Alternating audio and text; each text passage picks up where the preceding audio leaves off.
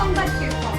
কৰোনাই অৰ্থনীতিত ব্যাপক প্ৰভাৱ পেলোৱাৰ সময়তে আহিছে এটা সুখবৰ বৃদ্ধি পাইছে কেঁচা চাহপাতৰ মূল্য প্ৰতি কেজিত 50ৰ পৰা 57 টকালৈকে মূল্য বৃদ্ধি পোৱাত ক্ষুদ্ৰ চাহ খেতিয়কৰ সকললৈ কঢ়িয়াই আনিছে আশাৰ বতৰা অসমৰ স্বাভিমান গামোচাই নাপালে জিআই টেগ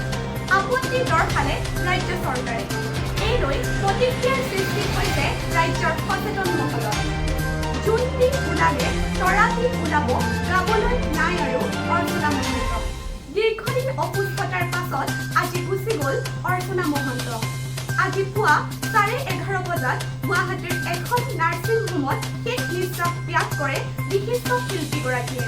অগমৰ কাৰ্যনিৰ্বাহলৈ নিমন্ত্ৰণ নাপালে প্ৰফুল্ল মহন্তই দলীয় নেতৃত্বৰ বিৰুদ্ধে পুনৰ ক্ষোভ প্ৰকাশ কৰি মহন্তই কয় এতিয়া অগপ চলিছে সম্পূৰ্ণৰূপে সংবিধান উলংঘা কৰি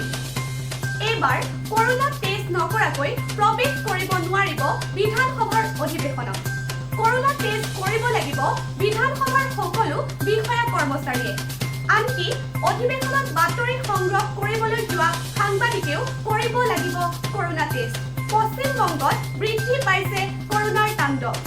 20 ছেপ্টেম্বৰলৈ বৃদ্ধি কৰিবলৈ বাধ্য হৈছে লকডাউন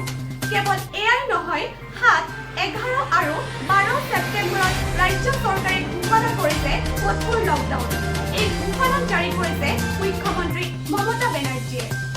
সুপ্ৰিম কোৰ্টে আজি ইছলাম ধৰ্মাৱলম্বীসকলৰ মহৰমৰ শোভাযাত্ৰা বাতিল কৰাৰ নিৰ্দেশনা জাৰি কৰিছে আজিৰ সংবাদ শীৰ্ষক ইমানেই ধন্যবাদ